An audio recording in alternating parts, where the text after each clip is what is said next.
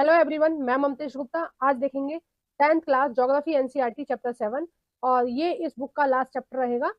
और इस चैप्टर में हम देखेंगे राष्ट्रीय अर्थव्यवस्था की जीवन रेखा, यानी कि राष्ट्र की अर्थव्यवस्था किस चीजों पर डिपेंड करती है। ठीक है, तो किसी भी देश की जो अर्थव्यवस्था है वो डिपेंड करती है उस देश के परिवहन पर। ठीक है, तो मेनली हम इस चैप्टर में परिवहन के बारे में देखेंगे। उससे पहले मैं आपको बताना चाहती हूँ कि अगर आपने अभी तक 1 से लेकर 6 तक के ज्योग्राफी के चैप्टर्स नहीं देखे हैं, ठीक है, या उनके एमसीक्यू नहीं देखे हैं, तो इसी वीडियो के डिस्क्रिप्शन में मैंने 2 प्लेलिस्ट की लिंक डाल रखी है। एक 10th क्लास की एसएसटी की थ्योरी वाली है और एक एमसीक्यू वाली है। तो आपको जो भी देखना है आप उन दोनों प्लेलिस्ट पर क्लिक करके देख सकते हैं। दोनों की लिंक आपको इसी वीडियो के डिस्क्रिप्शन में मिलेगी। और ये जो साइड में प्लेलिस्ट लगी हुई है ये सभी मैंने पढ़ाई है। आपको इनमें से कोई भी प्लेलिस्ट देखनी है, किसी भी क्लास की देखनी है, तो आप मेरा यूट्यूब चैनल ओपन कर प्लेलिस्ट वाले ऑप्शन पर क्लिक कर अपनी आवश्यकता के अनुसार प्लेलिस्ट को देख सकते हैं। ठीक है, आइए हम शुरू करते हैं। इसमें क्या दिया हुआ है चैप्टर में? इस चैप्टर में दिया हुआ है कि किसी भी देश की आर्थिक विकास के लिए क्या इंपॉर्टेंट है? परिवहन। ठीक है, परिवहन यानी ट्रांसपोर्ट। ट्रांसपोर्ट देखो, एक स्थान से दूसरे स्थान कोई भी माल जाएगा तो उसके लिए हमें परिवहन यानी कि ट्रांसपोर्ट की जरूरत पड़ेगी। जैसे आपके खेत में सब्जी उग रही है ना, अब उस सब्जी को शहर तक पहुंचाओ और शहर के हर हर घर तक पहुंचाने के लिए क्या किसकी जरूरत है? ट्रांसपोर्ट की जरूरत है। तो ट्रांसपोर्ट हमारा किसी भी देश के अर्थव्यवस्था की क्या होता है, एक तरह से बोल सकते हैं रीढ़ की हड्डी होता है। ठीक है, अब देखते हैं इसमें आपकी एनसीईआरटी क्या कह रही है। देखो, जहां जरूरत लगेगी वहां मैं रुकूंगी और आपको समझाऊंगी। ठीक है, ये पैरा ऐसा कुछ समझाने का खास नहीं है, तो इसको मैं जल्दी जल्दी से पढ़ देती हूँ। हम अपने प्रतिदिन के जीवन में विभिन्न सामग्रियों एवं सेवाओं का प्रयोग करते हैं। इसमें से कुछ हमारे आसपास उपलब्ध होते हैं, जबकि कुछ अन्य चीजों की जरूरत दूसरे स्थानों से लाकर हम पूरा करते हैं। ठीक है, अब कुछ चीजें तो हमारे शहर में ही मिल रही हैं, लेकिन कुछ चीजें हमारे शहर में नहीं मिलती हैं, उन वो क्या होती है, दूसरे शहरों से आती है। जैसे सेब है, वो हर शहर में या हर गाँव में तो नहीं मिलेगा। वो कहाँ मिलेगा? जम्मू कश्मीर में, हिमाचल में, यानी कि उत्तर भारत में मिलेगा। तो पूरे भारत में अगर मुंबई का आदमी कोई सेब खा रहा है तो कहाँ से आ रहा है? वो हिमाचल से आ रहा है। तो किसी ना किसी चीज में तो रखकर आएगा, या तो रेल में, रेलगाड़ी में, ठीक है, मालगाड़ी में रखकर आएगा, या फिर बसों में, ट्रक में, किसी में तो आएगा ही ना वो रख के बोरे। तो वहीं से आपकी जरूरतें पूरी होती हैं। वस्तुएं तथा सेवाएं मांग स्थल से पूर्ति स्थल पर जाने अपने आप नहीं पहुंच सकती। ठीक है, वस्तुओं और सेवाओं की आपूर्ति स्थानों से मंगाए मांग स्थानों तक ले जाने हेतु परिवहन की आवश्यकता होती है। कुछ व्यक्ति इनको उपलब्ध कराने में संलग्न होते हैं। जो व्यक्ति उत्पादन को परिवहन द्वारा उपभोक्ताओं तक पहुंचाते हैं उन्हें व्यापारी कहते हैं। ठीक है, अब देखिए, ये एक पॉइंट है जो याद रखने वाला है कि व्यापारी किन्हें कहते हैं। व्यापारी कौन व्यक्तियों को कहते हैं? जो व्यक्ति उत्पादन को परिवहन द्वारा, उत्पादन को मतलब, उत्पादन को मतलब का है कि कोई भी चीज है, कोई भी प्रोडक्ट है, कपड़ा है, कोई खाने की वस्तु है, कुछ भी चीज है, ठीक है, किसी फैक्ट्री में बन रही है या किसी खेत में उग रही है, उसको कहाँ तक ले जाते हैं? वो उपभोक्ता तक, यानी कि आपके और हमारे घरों तक वो सामान पहुंचता है। तो वो काम कौन करता है? व्यापारी।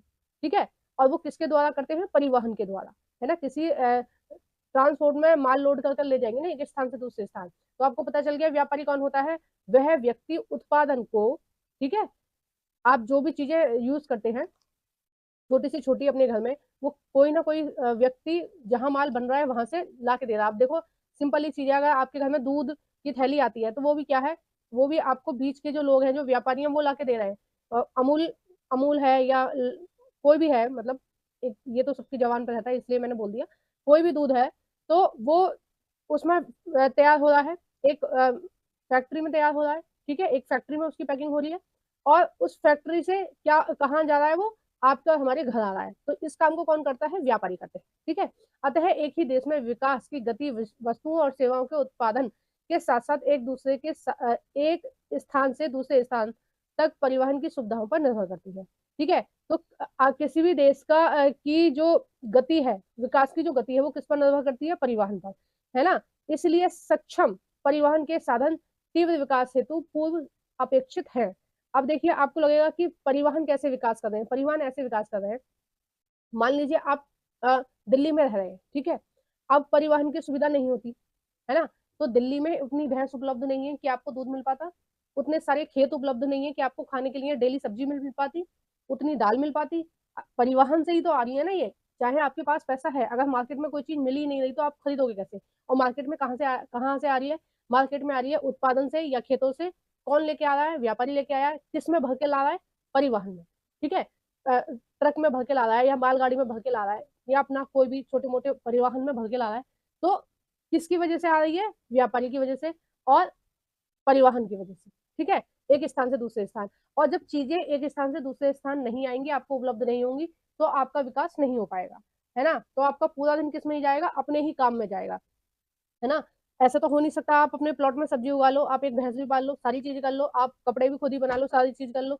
ऐसा तो हो नहीं सकता। जो गरीब देश होते हैं उनकी मेन वजह यही होती है। अब जैसे पहाड़ों के लोग हैं, पहले काफी गरीब होते थे, क्यों होते थे? वहां परिवहन की सुविधा नहीं है ना। तो वहां पे जो अच्छा माल मिल रहा है ना, वो खुद उपभोग कर लेते थे, उसका मतलब खुद खा लेते थे जितना उनको खाना होता था, बाकी का उनका वेस्टेज जाता था। अब सड़कों की सुविधा हो गई है, तो जो माल उनके पास एक्सेस होता है, जो सब्जी एक्सेस होती है, जो अनाज एक्सेस होता है, ज्यादा होता है, वो उसको क्या करते हैं? दूसरे प्रदेशों में आकर बेच देते हैं। घी दूध दही भी दूसरे प्रदेशों से दूसरे प्रदेशों में जाती है। किसकी वजह से? परिवहन की वजह से। अब परिवहन की सुविधा नहीं थी तो पहले वो लोग गरीब थे, अब गरीब नहीं है। सड़कें बन गई हैं, है ना, और परिवहन की सुविधा ठीक ठाक हो गई है, तो पर्यटन भी वहां जाते हैं, उसकी वजह से भी उनका काम चलता है। अब पर्यटन वहां घूमने जाते हैं लोग, तो कुछ तो सामान खरीदेंगे, तो उससे भी उनको फायदा होता है। प्लस वो जो उनके यहाँ जो सब्जियां उग रही हैं, कुछ भी चीज वो पैदा कर रहे हैं, उन सबको बेच कर भी यहाँ आके दिल्ली में या अन्य शहरों में आकर वो उन सामानों को बेच जाते हैं, जिससे उनको कुछ पैसे मिलते हैं और वो अपना जो गृहस्थी है वो अच्छे से चला रहे हैं, है ना। तो आपको समझ में आया कि विकास किस तरह से सहायक है, विकास में किस तरह से सहायक है परिवहन, है ना। नेक्स्ट हम देखते हैं, वस्तुएं तथा सेवाओं का लाना ले जाना पृथ्वी के 3 महत्वपूर्ण क्षेत्रों पर किया जाता है। ठीक है, पृथ्वी में 3 क्षेत्र हैं जिनसे हम किसी भी चीज का लाना और ले जाना कर सकते हैं। कौन कौन से? स्थल, ठीक है, यानी जमीन, जल और वायु, है ना। नेक्स्ट है, इन्हीं के आधार पर परिवहन को स्थल, जल व वायु परिवहन में वर्गीकृत किया जा सकता है। नेक्स्ट इसमें दे रखा है सॉरी, नेक्स्ट इसमें दे रखा है, बहुत समय तक व्यापारी तथा परिवहन सुविधाएं एक सीमित क्षेत्र तक ही किया जाता था। विज्ञान तथा प्रौद्योगिकी यानी कि टेक्नोलॉजी के विकास के साथ व्यापार व परिवहन के प्रभावित क्षेत्र में विस्तृत वृद्धि हुई है। सक्षम व तीव्र गति से चलने वाले परिवहन परिवहन से आज संसार के बड़े से बड़े गांव में परिवर्तित हो गए हैं, है ना। परिवहन का वह विकास संचार साधनों के विकास की सहायता से ही संभव हो सका है ना। इसलिए परिवहन, संचार व व्यापार एक दूसरे के पूरक है। ठीक है, ये क्वेश्चन आपसे पूछा जाएगा तो आप इसका आंसर ध्यान रखना कि परिवहन, संचार और व्यापार एक दूसरे के क्या है? पूरक है। क्यों है? अगर परिवहन नहीं होगा तो व्यापार नहीं हो सकता, ठीक है, और अगर व्यापार नहीं होगा तो परिवहन किस काम आएगा, है ना। आप आपके देश में बहुत सारे ट्रक खड़े हैं, लेकिन कोई माल को खरीद कर एक स्थान से दूसरे स्थान नहीं पहुंचा रहा है, तो उस ट्रक का क्या करेंगे आप, है ना। संचार, व्यापार और परिवहन क्या है? एक दूसरे के पूरक है, यानी कि एक के बिना दूसरा अधूरा है। ये तीनों आपस में मिलकर काम करते हैं, इसलिए हमारा जो देश की विकास है वो तीव्र गति से चलेगा। नेक्स्ट है, आज भारत अपने विशाल आकार, विविधताओं, भाषाएं तथा सामाजिक व सांस्कृतिक बहुलताओं के बावजूद संसार के सभी क्षेत्रों से सुचारू रूप से जुड़ा हुआ है। रेल, वायु और जल परिवहन, समाचार पत्र, रेडियो, दूरदर्शन, सिनेमा, इंटरनेट आदि इसके सामाजिक आर्थिक विकास में अनेक प्रकार के सहायक हैं। स्थानिक से अंतरराष्ट्रीय, स्थानिक यानी कि एक स्थान से अंतरराष्ट्रीय स्तर व्यापार ने अर्थव्यवस्था को जीवन शक्ति दी है। इसने हमारे जीवन को समृद्ध किया है ना। किसने किया है? परिवहन ने। तथा आरामदायक जीवन के लिए सुविधाएं व संसाधनों में बढ़ोतरी की है। इस अध्याय में आप पढ़ेंगे कि किस प्रकार आधुनिक संचार व परिवहन के साधन हमारे देश और इनकी आधुनिक अर्थव्यवस्था को संचालित करते हैं। अतः यह स्पष्ट है कि संघन व सक्षम परिवहन का जाल तथा संचार के साधन आज विश्व, राष्ट्र व स्थानीय व्यापार हेतु पूर्व अपेक्षित है। ठीक है, अब इन्होंने क्या दिया है यहाँ पर, एनसीईआरटी ने दिया है परिवहन के साधन। ठीक है, आपको ये तो पता चल गया परिवहन क्या होता है, और आपको ये भी पता चल गया कि परिवहन की क्या आवश्यकता है हमारे देश में। आपको ये भी पता चल गया कि किसी भी देश का विकास बिना परिवहन के नहीं हो सकता, क्योंकि परिवहन से ही वस्तुएं एक स्थान से दूसरे स्थान जाती हैं। परिवहन के द्वारा ही जब वस्तुएं एक स्थान से दूसरे स्थान जाएंगी तो लोगों की कमाई होगी, है ना, तो लोगों का घर परिवार चलेगा। अगर गांव के लोग शहर में सब्जी बेचने नहीं आएंगे तो वो सब्जी का क्या करेंगे, वो खुद तो नहीं खा पाएंगे, उनकी सब्जी वेस्ट जाएगी और उसके बदले उनको पैसे भी नहीं मिलेंगे। तो वो परिवहन की सुविधा की वजह से बेचने आ रहे हैं शहरों में, इसलिए उनको कुछ पैसे मिल रहे हैं और जिसकी वजह से उनका घर परिवार चल रहा है और वो विकास कर रहे हैं। जब सब लोग विकास करते हैं तो हमारा देश विकास करता है। ठीक है, परिवहन के साधन कौन कौन से हैं, देखो अगर हम स्थल की बात करें, है ना, स्थल पर कौन कौन से होते हैं, सड़क परिवहन, है ना, जिस पर बस है, ट्रक है, कार है, व्हीकल्स है, वो सब चलते हैं। सेकंड नंबर पर है रेलवे परिवहन। रेल के बारे में आप सभी जानते हैं, कभी ना कभी आपने रेल देखी होगी और बैठी भी होगी आप उसमें। ठीक है, पाइपलाइन क्या होता है, ये इसके बारे में आपने नहीं पढ़ा होगा, नहीं देखा होगा कभी। पाइपलाइन लाइन के द्वारा हम क्या करते हैं, एक स्थान से दूसरे स्थान लिक्विड चीजों को पहुंचाते हैं। लिक्विड मतलब जैसे gas, CNG gas, LPG gas, है ना। अगर आप आपके शहर में ये गैस की सुविधा है, एलपीजी गैस की, है ना, दिल्ली में भी है बहुत सारी जगह, यूपी में भी कई शहरों में ये लाइन बिछाई जा चुकी है, जो आपके घर तक आती है ना लाइन, जिसमें गैस होती है ना। जिनके घर पर नहीं आती है उनको मैं बता दूं, जैसे पानी आता है ना आप किसी भी घर में, जैसे पानी आता है ना टोटी में, उसी तरह से गैस भी आती है ना। गैस की लाइन बिछाई जाती है, बिल्कुल वैसी छोटी छोटी पाइप होती है गैस की। और घर के बाहर मीटर होता है, मीटर लगा होता है घर के बाहर गैस का, और जितनी भी आप गैस जलाएंगे उस मीटर में रीडिंग आ जाएंगी और उसके अकॉर्डिंग आपको बिल देना पड़ेगा। ठीक है, तो पाइपलाइन द्वारा भी बहुत सारी चीजें, बहुत सारी गैस या बहुत सारा पानी या बहुत सारी चीजें क्या होती है, एक स्थान से दूसरे स्थान पहुंचती है। ठीक है, आप सबके घर में पानी भी आता है, आप गैस भी आती है, बहुत सारे लोगों के घर में आती होगी, वो जानते होंगे। बहुत सारी चीजें आती हैं पाइप के द्वारा और उनका आप लाभ लेते हैं। ठीक है, तेल वगैरह के लिए भी पाइपलाइनों का यूज किया जाता है ना। नेक्स्ट है इसमें जल। जल में होता है आंतरिक जल परिवहन। ठीक है, इसका विशेषकर प्रयोग सेना ही करती है। ठीक है, आम इंसान नहीं कर सकता है। नेक्स्ट है इसमें समुद्री वाहन, है ना। देखिए नेक्स्ट है इसमें वायु। ठीक है, वायु परिवहन कैसा होता है, वो दो प्रकार का होता है, घरेलू विमान सेवा, ठीक है, दूसरा है अंतरराष्ट्रीय विमान सेवा। घरेलू विमान सेवा यानी कि आपको अपने ही देश के अंदर एक राज्य से दूसरे राज्य में जाना है तो कौन सी आपको सेवा लगेगी, घरेलू विमान सेवा। ठीक है, जैसे दिल्ली से आपको मुंबई जाना है, मुंबई से कलकत्ता जाना है, कलकत्ता से पंजाब जाना है, कहीं भी, पंजाब से अंबाला जाना है, कहीं भी आपको जाना है, मतलब अपने ही अपने ही देश के किसी भी स्टेट में जाना है तो आपको कौन सी लगेगी, घरेलू विमान सेवा लगेगी। ये दो प्रकार की होती है, सार्वजनिक प्राधिकरण यानी कि सरकारी जो एयर एरोप्लेन चलाती हैं या एयर बस चलाती हैं, वो वाली कंपनियां होती हैं, सरकारी भी होती हैं उनमें, और उनमें प्राइवेट भी कंपनियां शामिल होती हैं, है ना। और दूसरा है अंतरराष्ट्रीय विमान सेवा। ठीक है, अंतरराष्ट्रीय का मतलब है जब आप एक स्थान से दूसरे स्थान जाते हो घूमने या सामान लेके जाते हैं। ठीक है, एक दूसरे देश में कुछ सामान बेचना है, सामान भर के ले जाते हैं प्लेन में, या फिर घूमने जाओ या किसी काम से जाओ, तो ये दो प्रकार की होती है। ठीक है, आइए इनके बारे में आगे हम देखते हैं। परिवहन के बारे में सबसे पहले हम डिस्कस करेंगे स्थल परिवहन। ठीक है, कौन सा परिवहन, स्थल परिवहन, यानी कि जो लैंड ट्रांसपोर्ट है, हम उसके बारे में बात करेंगे। देखो 6 क्लास में सबने पढ़ा होगा लेकिन यहाँ हम विस्तार से पढ़ रहे हैं, है ना। भारत विश्व का दूसरा सबसे सर्वाधिक सड़क जाल वाला देश है। यह सड़क जाल लगभग 62.16 लाख किलोमीटर है। 2020 और 2021 के ये आंकड़े हैं। अभी तो बढ़ गया होगा, हर साल कुछ ना कुछ रोड बनी रही है नई, है ना, नए हाईवे बनी रहे हैं। भारत में सड़क परिवहन रेल परिवहन से पहले प्रारंभ हुआ।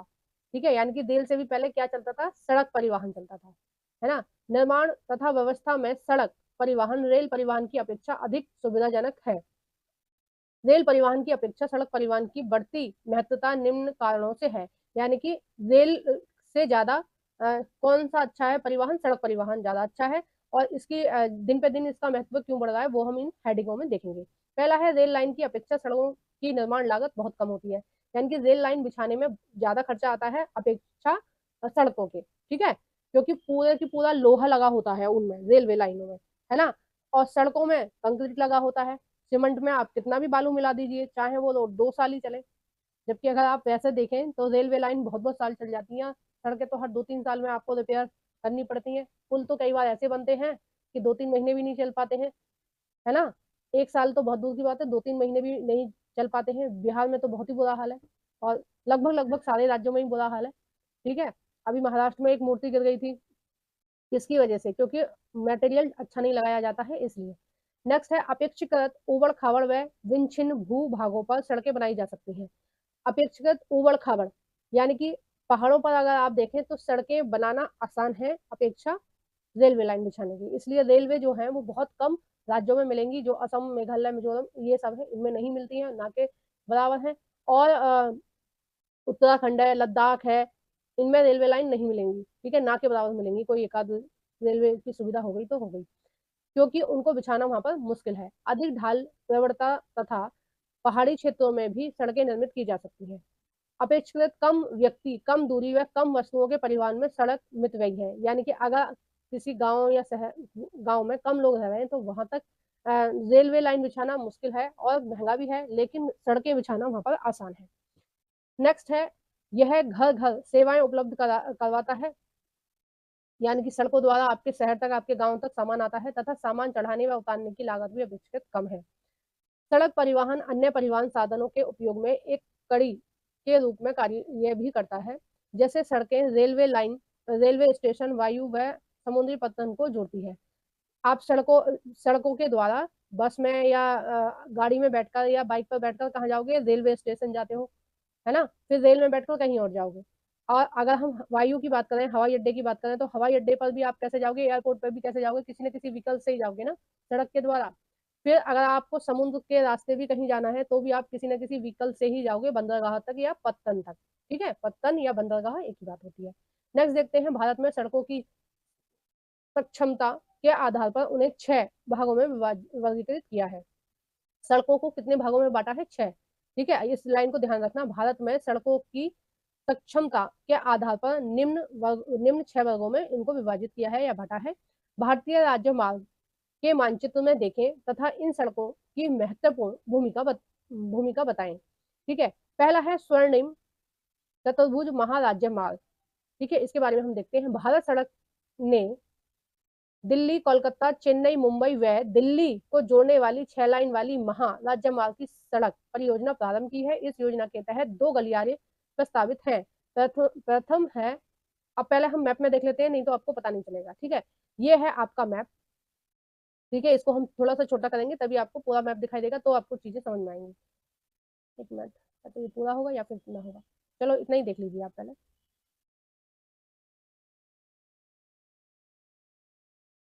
चलो इसमें ही देख लीजिए। अब देखो इसमें इन्होंने बोला है कि इन्होंने स्वर्ण चतुर्भुज के बारे में बोला है।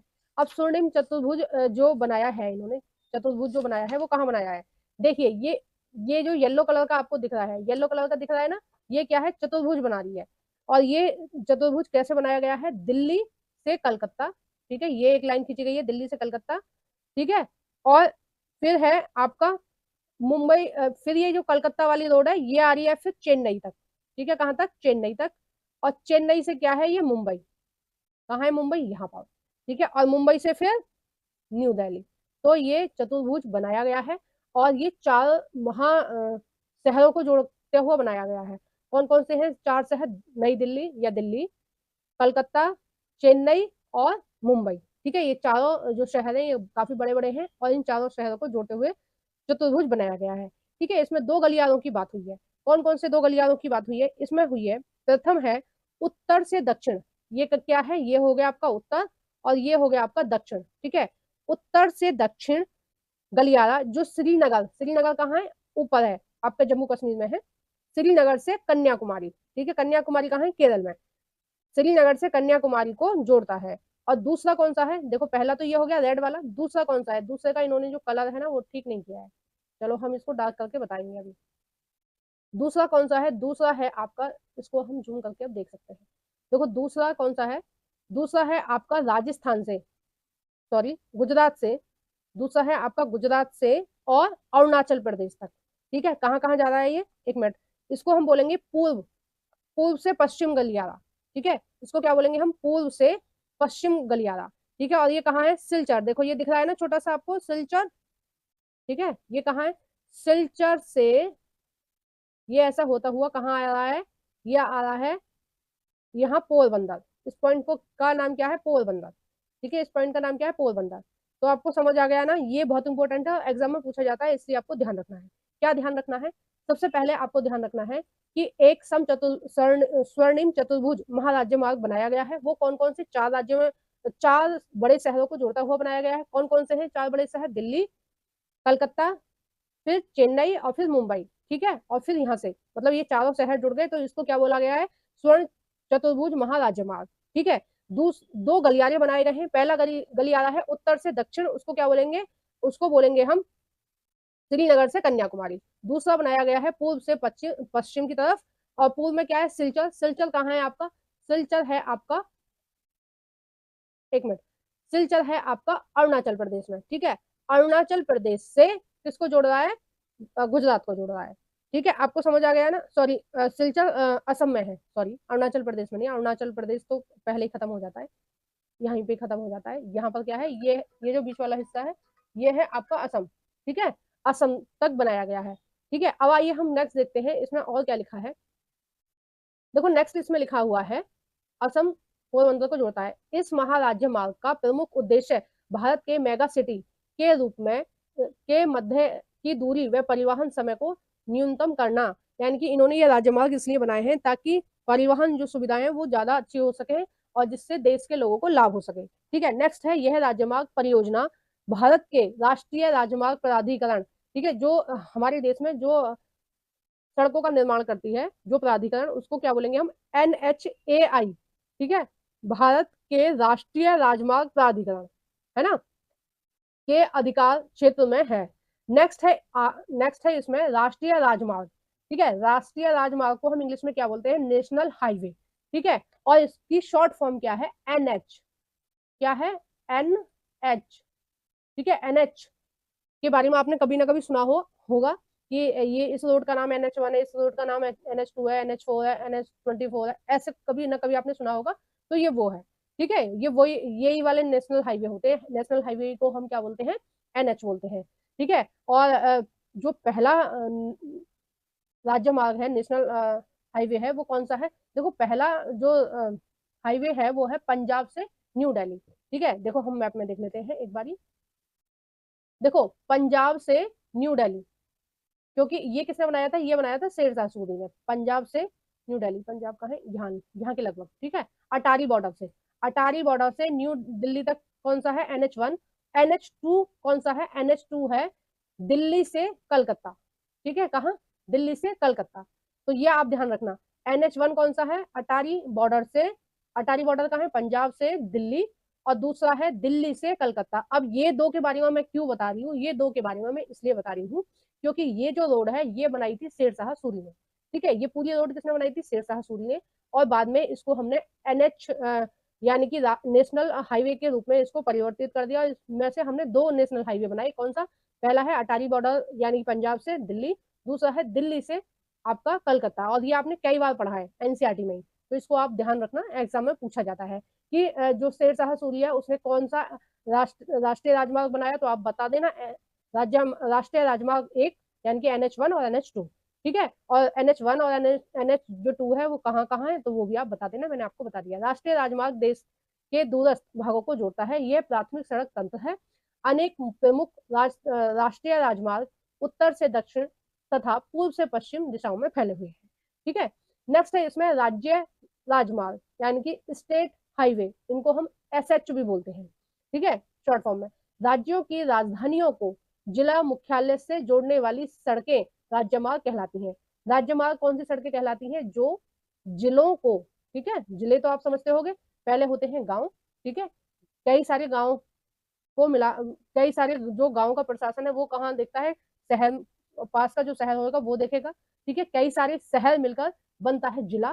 ठीक है, और बहुत सारे जिले बनकर बनता है राज्य, है ना। तो जो राज्य मार्ग है वो क्या होता है? जिले को, ठीक है, किसी भी जिले को उसके राज्य की राजधानी तक जोड़ता है।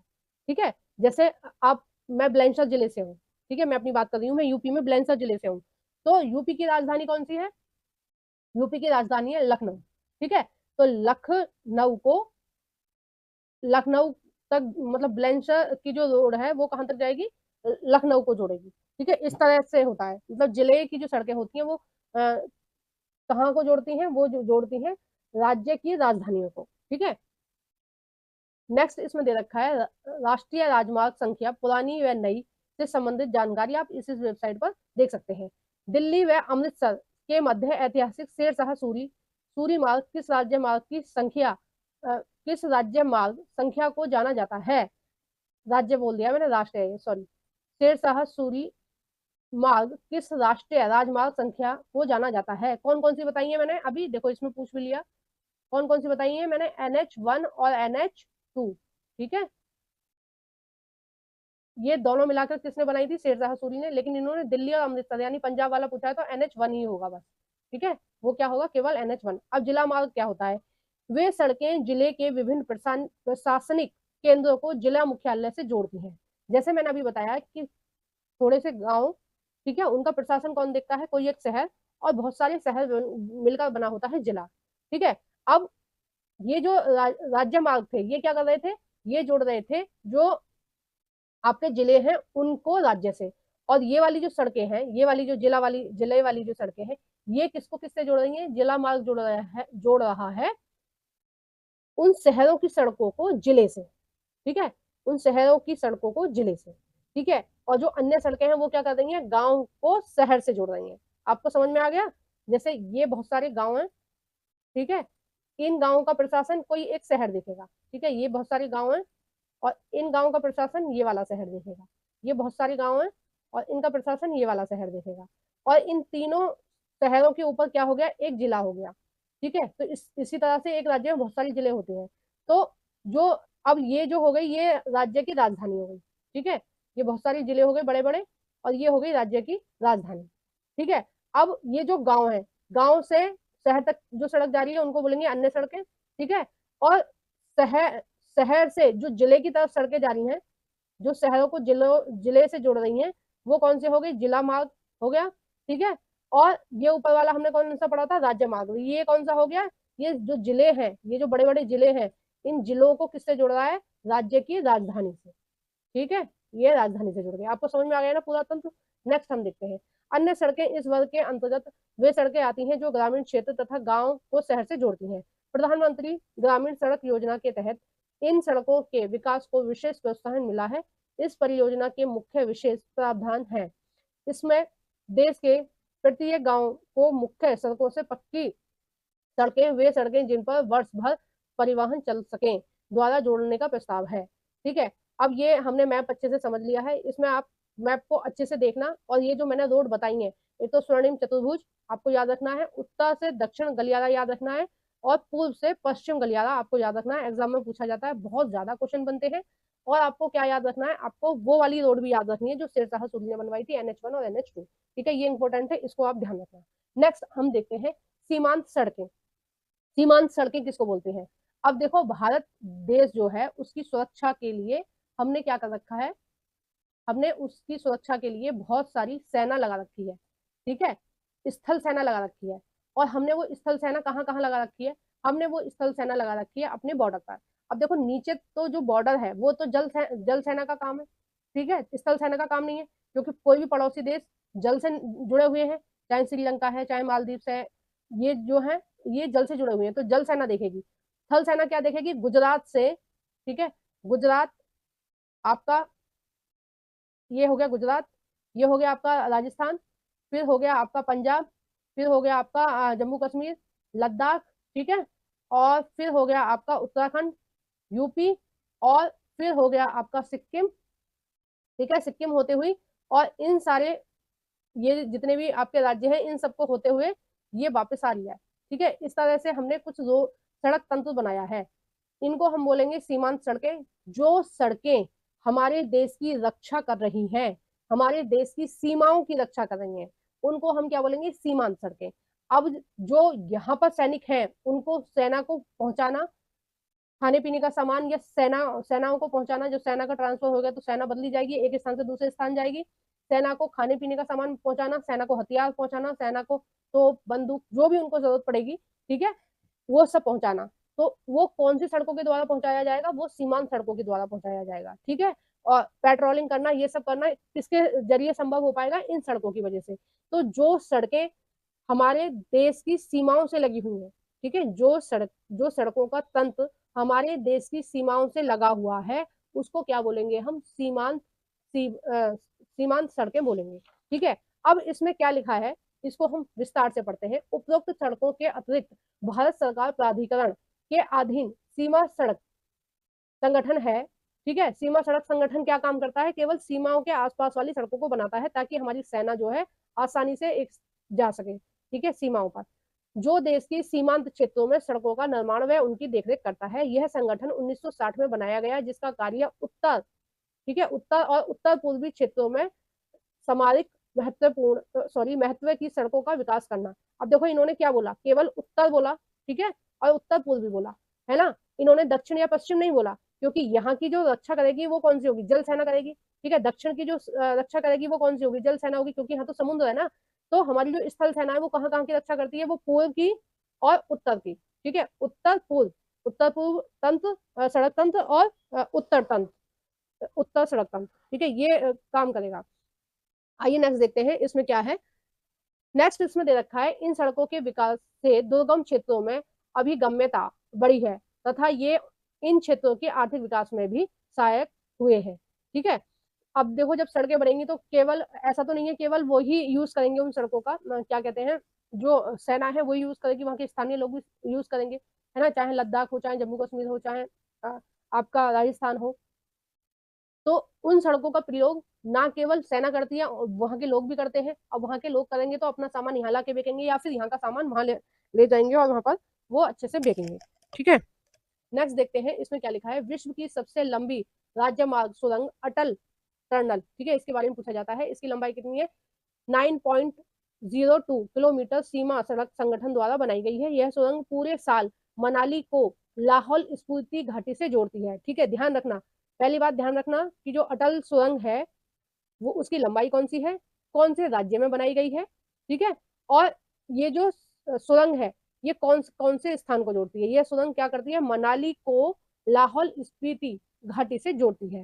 पहले यह घाटी भारी बर्फ के कारण लगभग 6 महीने तक अलग थलग रहती थी, ठीक है। यह सुरंग हिमालय की पीर पंजाल पर्वतमाला में औसत समुद्र तल से 3000 मीटर की ऊंचाई पर अति आधुनिक सुविधाओं के साथ बनी हुई है।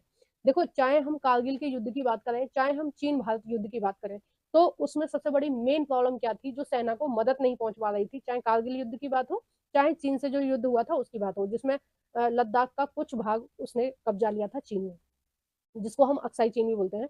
तो वो जो लड़ाई हुई वहां पर सबसे बड़ी दिक्कत ये थी कि सड़कें नहीं थी।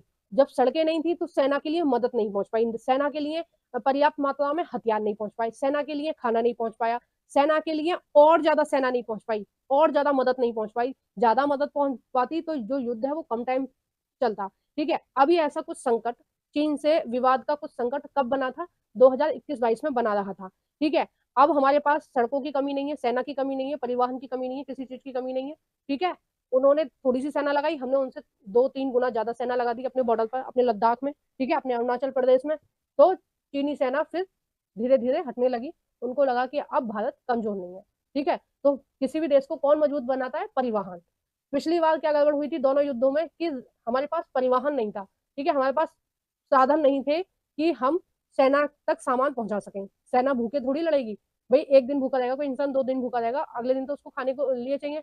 फिर उनको क्या चाहिए? उनको डॉक्टर वगैरह, एम्बुलेंस की सुविधा चाहिए, वो सब हम नहीं पहुंचा पा रहे थे, ठीक है। तो उसकी वजह से काफी सारी प्रॉब्लम क्रिएट हुई, लेकिन अब हमने सारी चीजों को सुधार लिया है। अब चाहे चीन हो चाहे पाकिस्तान हो, जो भी तुम करोगे उसका दुगना तिगना आपको भुगतना पड़ेगा, ठीक है। अब बर्दाश्त करने वाली कोई चीज है ही नहीं। देखो एक सड़क दिखाई गई है यहाँ पर, पहाड़ी रास्ते, देखो पहाड़ों पे इस तरह से सड़कें होती हैं। और आप अगर वहां गए होगे, वैष्णो देवी ज्यादातर सभी लोग गए, तो आपने देखा होगा किस तरह की सड़कें होती हैं, किस तरह से पहाड़ों पर रास्ते बनाए जाते हैं। सड़क निर्माण में प्रयुक्त पदार्थ के आधार पर भी सड़कों को कच्ची या पक्की सड़कों में वर्गीकृत किया जाता है, ठीक है। पक्की सड़कें सीमेंट, कंक्रीट या तारकोल द्वारा निर्मित होती हैं, और अतः ये बारहमासी सड़कें होती हैं। कच्ची सड़कें वर्षा ऋतु में अनुपयोगी होती है। अब आप सोचोगे कि सारी सड़कों में सीमेंट कंक्रीट क्यों नहीं लगा होता है? देखो कुछ गांव देहात में जो होती हैं सड़कें वो कच्ची सड़कें होती हैं, है ना। जो आपके घर से खेत तक जो सड़क जाती है उसको क्या बोलेंगे? आप कच्ची सड़क बोलेंगे, है ना। तो वो जो कच्ची सड़कें होती हैं उनमें बरसात के मौसम में जो मिट्टी है वो गीली हो जाती है, तो चलने में प्रॉब्लम होती है ना। और आज भी बहुत सारे ऐसे गांव हैं जिनमें घर से अगर आप खेत तक के लिए जाओगे तो आप कच्ची सड़कों का इस्तेमाल करते हैं, ठीक है। धीरे धीरे भारत विकास कर रहा है, धीरे धीरे गवर्नमेंट पैसा भेज रही है टैक्स का, जिससे रोड बनाई जा रही है। तो थोड़ी सी पैसे की दिक्कत चल रही है देश में, और धीरे धीरे सारे में बन जाएंगी सड़कें। फिर वो दिन दूर नहीं है जब स्कॉर्पियो में बैठकर भैंस के लिए चारा लेके आए करेंगे लोग। क्योंकि अब तो किसानों की हालत पहले से ज्यादा बेटर हो गई है ना। पहले तो जमीन के कुछ भी रेट नहीं थे, अब तो काफी अच्छा हो गया है। नेक्स्ट है इसमें रेल परिवहन के बारे में हम देखेंगे। कभी ना कभी आप रेल में बैठे होंगे, अपना अनुभव आप कमेंट बॉक्स में बता सकते हैं कि आप रेल में सबसे पहली बार कब बैठे थे। ठीक है, और मैं रेल में लगभग लगभग 18 साल की उम्र में बैठी थी। और 18 साल की उम्र में मैं लगभग पहली बार यूपी से दिल्ली आई थी ट्रेन में। ठीक है, और फिर पता नहीं कैसे मैं यहाँ रह गई। और जब से मैं यहाँ हूँ। ठीक है, ये एक मजाक का विषय है। चलो आगे हम देखते हैं। भारत में रेल परिवहन वस्तु तथा यात्रियों के परिवहन का प्रमुख साधन है। रेल परिवहन अनेक कार्यों में सहायक है, जैसे व्यापार, भ्रमण, तीर्थ यात्राएं व लंबी दूरी तक सामान का परिवहन। ठीक है, जो हमारे देश में जो सबसे ज्यादा माल का एक स्थान से दूसरे स्थान जाता है, माल को एक स्थान से दूसरे स्थान कोई परिवहन ले जाता है, तो वो है रेल। ठीक है, चाहे हम दूध की बात करें, दूधिया जो होते हैं ज्यादातर वो रेल का ही इस्तेमाल करते हैं दूध ले जाने के लिए। चाहे हम किसी भी वस्तुओं का बात करें, तो सबसे ज्यादा हमारे देश में कौन सा परिवहन एक्टिव रहता है माल के लिए, वो रहती है रेल। ठीक है, रेल परिवहन एक प्रमुख परिवहन के साधन के अतिरिक्त पिछले 150 वर्षों से भी अधिक समय से भारतीय रेल एक महत्वपूर्ण समव्यस्त के रूप में भी जानी जाती है। भारतीय रेलवे देश की अर्थव्यवस्था, उद्योग व कृषि की तीव्र गति से विकास के लिए उत्तरदायी है ना। अब कहीं भी आपको सामान ले जाना है, कुछ भी करना है, तो आप ट्रेन में भरकर ले जा सकते हैं। मालगाड़ी होती है, वो माल ले जाने के लिए ही होती है। ठीक है, वैसे कुछ लोग जनरल के डिब्बे में भी सामान भर के ले आते हैं एक स्थान से दूसरे स्थान, जो कि गलत है। नहीं तो मालगाड़ी आती है, मालगाड़ी में आप डब्बा ले सकते हैं और उसमें सामान भर सकते हैं। ठीक है, किराए पर। नेक्स्ट है भारतीय रेल परिवहन देश का सबसे बड़ा सार्वजनिक क्षेत्र का प्राधिकरण है। देश की पहली रेलगाड़ी, देखो ये इंपॉर्टेंट है, अगर आप किसी भी एग्जाम की तैयारी कर रहे हैं, कंपटीशन एग्जाम की, तो इसको बिल्कुल रट लेना। ठीक है, ये बहुत ज्यादा पूछा जाता है। ठीक है, भारतीय रेल परिवहन देश का सबसे बड़ा सार्वजनिक क्षेत्र का प्राधिकरण है। ठीक है, यानी कि सबसे बड़ी अगर हम सरकारी कंपनी बताएं तो वो कौन सी है, रेल है। ठीक है, दूसरा है देश की पहली रेलगाड़ी 1853 में मुंबई और थाने के मध्य चलाई गई। ये किसने चलाई थी, ये अंग्रेजों ने चलाई थी, जो 34 किलोमीटर की दूरी तय करती थी।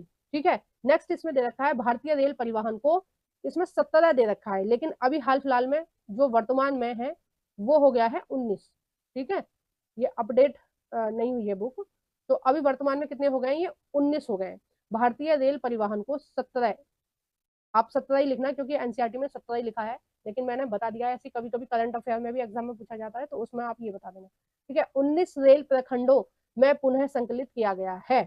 ठीक है, यानी कि जो रेल रेल जो प्रशासन देखती है। ठीक है, अब कोई एक मुख्यालय तो पूरे भारत का प्रशासन नहीं देख सकता रेल का, है ना। रेल रेल के कर्मचारियों का प्रशासन है, या रेलों के आने जाने का हिसाब किताब है, सारी चीजें कोई एक तो नहीं देख सकता, एक मुख्यालय तो नहीं देख सकता, पूरा रेलवे इतना बड़ा है। तो उन्होंने क्या किया है, रेलवे ने अब पूरे रेल परिवहन को कितने भागों में बांट दिया है, 19 भागों में बांट दिया है। ठीक है, या 17 भागों में बांट दिया है, ताकि प्रशासन में आसानी रहे। वर्तमान रेल प्रखंड व उनके मुख्यालय बताएं। भारत के मानचित्र पर रेल प्रखंडों के मुख्यालयों को प्रदर्शित करें। ठीक है, अभी मैं इनको बताती हूँ आपको। मैप है क्या यहाँ, रेल मार्ग, हाँ देखो इन्होंने दे रखा है ये मैप। ठीक है, अब मैं आपको बताती हूँ कि जो 19 मैंने बताए वो कैसे कैसे बताए। देखो सबसे पहले हम आ जाएंगे लद्दाख में।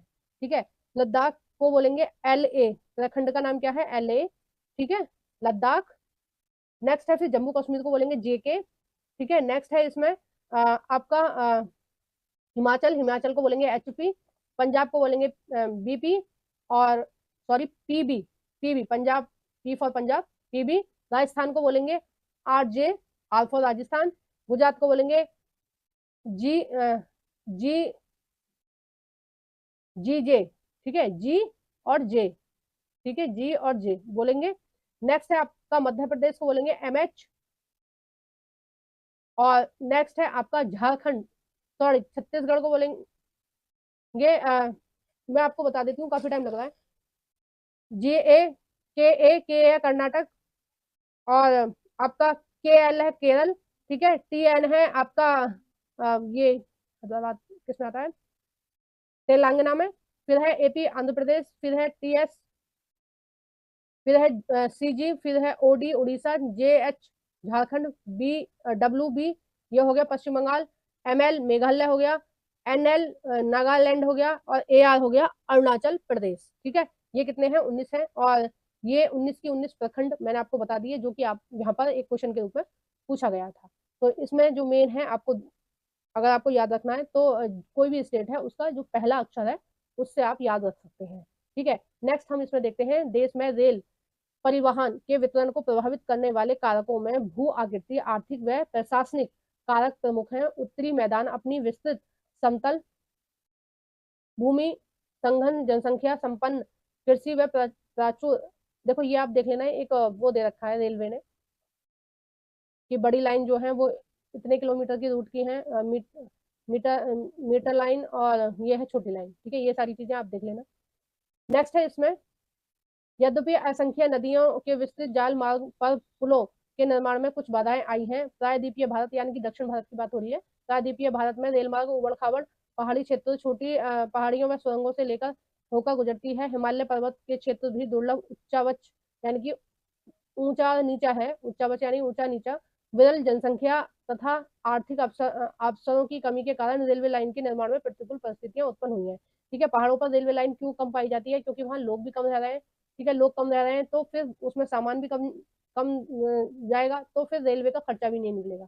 ठीक है, और दूसरा क्या है, वो ऊंचाई नीचाई पर स्थित है ये सारे पहाड़ी इलाके, तो वहां पर रेलवे लाइन बिछाने में काफी प्रॉब्लम होती है, इसके वजह से जो रेलवे लाइन पर प्रतिकूल प्रभाव पड़ता है पहाड़ी क्षेत्रों में। ठीक है, नेक्स्ट है, इस प्रकार पश्चिमी राजस्थान, क्योंकि वहां पर कैसा है, मरुस्थल है, पूरी तरह से रेत है। अगर आप रेलवे लाइन आज बिछा दें तो 2 दिन बाद आपको पता ही नहीं चलेगा यहाँ रेलवे लाइन थी या नहीं, क्योंकि वहां धूल भरी आंधियां चलती रहती हैं। जो धूल है वो एक स्थान से दूसरे स्थान उड़ती रहती है, और वो दब जाएगी, 2-4 दिन में ही वो दिखनी बंद हो जाएगी। ठीक है, गुजरात के दलदली भाग, मध्य प्रदेश के वन क्षेत्र, छत्तीसगढ़, उड़ीसा और झारखंड में रेलवे लाइन निर्माण करना कठिन है। ठीक है, जहां पर पहाड़ है या दलदली है वहां पर रेलवे लाइन बिछाना मुश्किल है। शहद्री का कौन सा है, पश्चिमी भाग को बोलते हैं। ठीक है, पश्चिमी शहद्री कहाँ से शुरू है, जो पश्चिमी भाग है, जो पहाड़ी भाग है पश्चिमी, कौन सा, ये शुरू होता है आपके गुजरात, कर्नाटक और केरल। ठीक है, इन तीनों में आता है शहद्री का जो भाग है, तथा उसे संधित क्षेत्र को भी घाट या दलों द्वारा ही कर पाना संभव है। कुछ वर्ष पहले भारत के महत्वपूर्ण आर्थिक क्षेत्रों में पश्चिमी घाट के साथ कोंकण रेलवे के विकास ने यात्री व वस्तुओं के आगमन को सुविधाजनक बनाया है। ठीक है, यानी कि एक और रेल बिछाई पश्चिमी घाट में। ठीक है, पश्चिमी घाट यानी सह्याद्री, सह्याद्री में पश्चिमी घाट भी बोलते हैं उसको, सह्याद्री भी बोलते हैं। उसमें कौन सी रेलवे, कोंकण रेल विकास। ठीक है, नेक्स्ट है इसमें, यद्यपि यह असंख्य समस्याएं भी हैं जैसे भूस्खलन तथा किसी किसी भाग में तो रेलवे ट्रैक भी फंस जाते हैं या धंस जाते हैं। ठीक है, नेक्स्ट है, आज अंतर्राष्ट्रीय अर्थव्यवस्था में परिवहन के अन्य सभी साधनों की अपेक्षा रेल परिवहन प्रमुख हो गया है। यद्यपि रेल परिवहन समस्या से मुक्त नहीं है। ठीक है, यानी कि बहुत सारी समस्या है, लेकिन फिर भी हमारे जो देश की अर्थव्यवस्था है उसमें जो रेल परिवहन है वो मुख्य भूमिका निभाता है। बहुत से यात्री बिना टिकट यात्रा करते हैं, रेल संपत्ति को हानि पहुंचाते हैं, या चोरी जैसी समस्याएं पूर्णतः समाप्त नहीं हुई है। ठीक है, ये सारी प्रॉब्लम चल रही है। जंजीर खींचकर यात्री कहीं भी अनावश्यक रूप से गाड़ी रोक लेते हैं, ये भी एक समस्या है रेल में, जिससे रेलवे को भारी हानि उठानी पड़ती है। जरा सोचे, हम अपनी रेलगाड़ियों को निर्धारित समय पर चलने में कैसे मदद कर सकते हैं। अब आए दिन वो होते रहते हैं आंदोलन, अब आंदोलनकारियों को भी पता चल गया है कि रेलवे लाइन को जाके रोको तभी सरकार सुनेगी। ठीक है, अब हम देखेंगे पाइपलाइन के बारे में। ठीक है, पाइपलाइन के बारे में, जो पाइपलाइन है वो किस तरह से हमें हेल्प करती है, किस चीज में हेल्प करती है, वो हमें परिवहन में हेल्प करती है, और हम किन किन चीजों का परिवहन इसके द्वारा हम करते हैं। ठीक है, इसमें है भारत के परिवहन मानचित्र में पाइपलाइन एक नया परिवहन का साधन है। पहले पाइपलाइन का उपयोग शहर व उद्योगों में पानी पहुंचाने हेतु होता था। ठीक है, दिल्ली में आप रहते हो तो आपको टंकी का पानी आता ही होगा, तो आप जानते होंगे, तो इसको भी हम क्या बोलेंगे, परिवहन ही बोलेंगे। आज इसका प्रयोग कच्चा तेल, पेट्रोल उत्पादन तथा तेल से प्राप्त प्राकृतिक तथा गैस क्षेत्र से उपलब्ध गैस शोधनशालाओं, उर्वरक खनिजों व बड़े ताप विद्युत ग्रहों तक पहुंचाने में किया जाता है। ठोस पदार्थ को तरल पदार्थ में परिवर्तित कर, ठीक है, क्या करते हैं, ठोस पदार्थ को अवस्था में परिवर्तित करके पाइपलाइन द्वारा लाया जाता है। सदूर यानी कि बहुत ज्यादा दूर है तो आंतरिक भागों में स्थित शोधशालाओं जैसे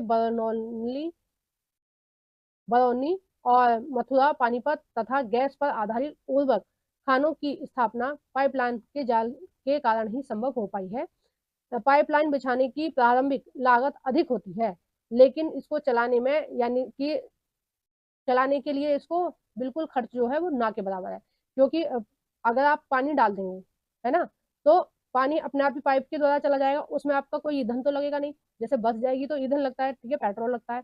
ट्रेन चलती है तो लाइट से चलती है, कोयले से चलती है, कोयले से तो ना के बराबर चलती है, लाइट से ही चलती है। तो जो भी आप ट्रांसपोर्ट का यूज करेंगे उस सब में पैसे लगते हैं, चाहे आपका रेल है, चाहे हवाई जहाज है, चाहे पानी का जहाज है, चाहे आपका वायु ट्रांसपोर्ट है, ठीक है। लेकिन जो पाइप है वो ऐसी है, इसमें जो खर्चा है वो ना के बराबर है, ठीक है। बस पाइप बिछाने में ही खर्चा आता है, बाकी की चीजों जो तरल पदार्थ है एक स्थान से दूसरे स्थान भेजने में कोई खर्चा नहीं आता। देखो, वाहन आंतरिक देरी तथा हानि इसमें लगभग नहीं के बराबर है, ठीक है। कि सामान नहीं पहुंचा, ट्रैफिक जाम हो गया, ये सारी समस्या इसमें नहीं होती है, क्योंकि पानी है वो सीधा सीधा या फिर लिक्विड है वो सीधा सीधा जाता है। देश में पाइप परिवहन की 3 प्रमुख जाल है। कौन कौन से हैं? अब देखो, हम इसमें मैप खोलेंगे और फिर आपको हम बताते जाएंगे मैप में कि ये कहाँ कहाँ है, ठीक है। फिर आपको पता चलेगा कि जो चीजें बताई जा रही हैं वो कितनी सही है, ठीक है। आइए तो फिर हम खोल लेते हैं मैप। देखो, रेल मार्ग वाले में ही खोल लेते हैं, क्योंकि नीचे तो शायद कोई मैप नहीं होता है क्या।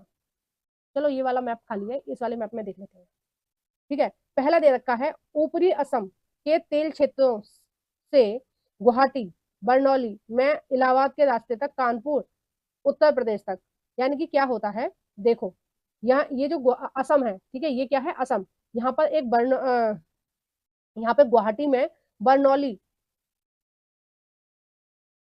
ये जो पाइप लाइन है ना, ये असम से ये पाइप लाइन कहाँ तक आ रही है, ये आ रही है उत्तर प्रदेश तक, ठीक है। अब इसके रास्ते क्या होता है, इसके रास्ते जो गैस है, ठीक है, उसके रास्ते उस गैस को लाया जाता है और यहाँ के जो लोग हैं उस गैस का इस्तेमाल करते हैं। कौन कौन? बिहार के, उत्तर प्रदेश के, ठीक है। नेक्स्ट है इसमें गुजरात में सलाया के वीरम गांव, ठीक है, गुजरात के वीरम गांव, मथुरा, दिल्ली व सोनीपत के रास्ते पंजाब के जालंधर तक, ठीक है। यानी कि यहाँ से एक पाइपलाइन बिछी हुई है, ठीक है, वीरम गांव से। और यहाँ से जो गैस है उसको कहाँ कहाँ लाया जाता है, उसको लाया जाता है, सॉरी मैंने गलत लाइन खींच दी, ऐसे लाया जाता है उसको यूपी के मथुरा, फिर दिल्ली, ठीक है, दिल्ली यहाँ आ गया, सॉरी यहाँ आ गया। पाइप लाइन मेरी थोड़ी इधर उधर हो रही है तो उसको ज्यादा माइंड मत करना, ठीक है। आप समझ लो पाइप लाइन कैसे कैसे बिछाई हुई है। फिर सोनीपत, सोनीपत, और फिर उसके बाद पंजाब जाती है ये, पंजाब के जालंधर तक जाती है, ठीक है। और इसी इसकी अन्य शाखा बड़ौदा के निकट कोयला को चक्षु व अन्य स्थानों से जोड़ती है, ठीक है। ये इस तरह से क्या है, ये पाइपलाइन है और ये पाइपलाइन बिछाई गई है ताकि गैस का प्रयोग किया जा सके। नेक्स्ट है गैस पाइप गुजरात में हाजिरा को उत्तर प्रदेश में जगदीशपुर से मिलाती है, ठीक है। हाजिरा को गुजरात में हाजिरा को उत्तर प्रदेश के जगदीशपुर से मिलाती है और मध्य प्रदेश में विजयनगर के रास्ते होते हुए इसकी शाखा राजस्थान के कोटा और उत्तर प्रदेश शाहजहांपुर, बराला व अन्य स्थानों पर आती है। तो आपको पता चल गया, देखो यहाँ बहुत सारे कुएं हैं किसके, पेट्रोलियम के, और जहाँ पेट्रोलियम होता है वहाँ गैस होती ही है, प्राकृतिक गैस वहाँ होती है।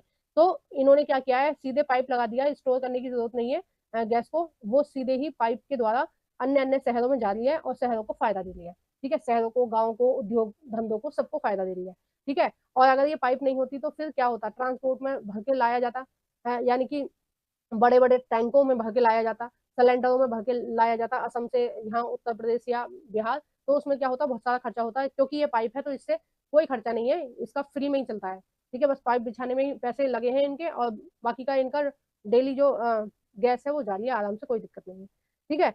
अब देखो, ये हमने पूरा देख लिया जो पाइप वाला था।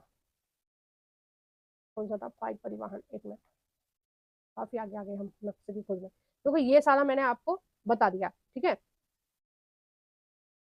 ठीक है। अब हम नेक्स्ट क्या देखेंगे, नेक्स्ट हम देखेंगे, अच्छा ये रह गया, ये रह गया बताने से, सॉरी ये रह गया। पहली 1700 किलोमीटर लंबी हजीरा विजयपुर जगदीशपुर, ठीक है, ये कहाँ है, ये आपका बिहार में है। Cross entry gas pipe Mumbai high और बसीन गैस क्षेत्र को पश्चिम और उत्तरी भारत के विभिन्न उर्वरक, बिजली और औद्योगिक पार्षदों से जोड़ा गया था। ठीक है, जहाँ पर उर्वरक बनाए जाते हैं वहां पर जोड़ा गया था, जहाँ पर बिजली बनाई जाती है या उद्योगों से जोड़ा गया था। ठीक है, क्योंकि जो सीएनजी गैस की जरूरत होती है ना, हम किसी भी उद्योग धंधों को लिए, तो यहाँ से उसकी पूर्ति हो सकती थी। कुल मिलाकर भारत की गैस पाइपलाइन के बुनियादी ढांचे का विस्तार क्रॉस एंट्री पाइपलाइन से 1700 किलोमीटर से बढ़कर अब कितनी हो गई है, 18,500 किलोमीटर तक हो गई है। ठीक है, और देखो ये हर साल अपडेट होती है। कोई रोड है, किसी भी तरह का कोई भी परिवहन है, चाहे सड़क परिवहन है, चाहे वायु परिवहन है, चाहे जल परिवहन, कोई भी है, ये हर रोज इनके आंकड़े चेंज हो रहे हैं, क्योंकि हर रोज कहीं ना कहीं पाइप बिछाई जा रही है। ठीक है, हर रोज कहीं ना कहीं सड़कें बनाई जा रही है। ठीक है, और कुछ कुछ सालों में कहीं ना कहीं हवाई अड्डे भी बन रहे हैं। तो ये जो परिवहन के आंकड़े हैं, ये थोड़े थोड़े दिन में चेंज होते रहते हैं। ठीक है, तो अब नेक्स्ट हमारा रहेगा जल परिवहन, और इसको हम नेक्स्ट वीडियो में देखेंगे, क्योंकि वीडियो बहुत ज्यादा लंबी हो रही है। इस वीडियो को हम यही समाप्त कर रहे हैं। आगे का हम नेक्स्ट वीडियो में देखेंगे। आगे का हम जल परिवहन है और आपका वायु परिवहन है, आगे के वीडियो में देखेंगे। ठीक है, और अंतरराष्ट्रीय पर्यटन के बारे में भी, ये सारी चीजें हम आगे वाले भाग में कंप्लीट कर लेंगे, पार्ट 2 में। और अगर अभी तक आपने इसके पहले वाले पार्ट नहीं देखे हैं, या फिर पहले वाले इसके चैप्टर नहीं देखे हैं, तो मैंने आपको बताया था, इसी वीडियो के डिस्क्रिप्शन में मैंने लिंक डाली हुई है 2 प्लेलिस्टों की, एक थ्योरी वाली और एक एमसीक्यू वाली। आपको जो देखना है आप उस पर क्लिक करके देख सकते हैं। ठीक है, अगर आप इस वीडियो को बाद में देख रहे हैं तो इसका पार्ट 2 भी उसी प्लेलिस्ट में आपको मिल जाएगा। ठीक है, और इसके एमसीक्यू भी उस जो एमसीक्यू वाली प्लेलिस्ट है उसमें मिल जाएंगे, है ना। और अगर आपके कोई भी छोटे बहन भाई या आपके फ्रेंड एनसीईआरटी पढ़ना चाहते हैं, तो आप उन सबको मेरी वीडियो सेंड कर सकते हैं, शेयर कर सकते हैं, या फिर आप मेरे चैनल को सजेस्ट कर सकते हैं कि NCERT Mamtesh Gupta YouTube channel पर 6 से लेकर 12 तक की एनसीईआरटी निःशुल्क पढ़ाई जा रही है। आप पढ़ सकते हैं, बिल्कुल फ्री है। और अभी तक आपने मेरे चैनल को सब्सक्राइब नहीं किया है, तो प्लीज आप मेरे चैनल को सब्सक्राइब कर लीजिए। अगर आपने लाइक नहीं किया वीडियो तो लाइक कर दीजिए, और एक छोटे सा कमेंट करके बताना आपको वीडियो कैसी लगी है, या फिर आपको कुछ भी पूछना है तो आप कमेंट बॉक्स में कमेंट कर सकते हैं। मैं सारे कमेंट खुद रीड करती हूँ और उनके जवाब भी देती हूँ। Thank you for watching everyone.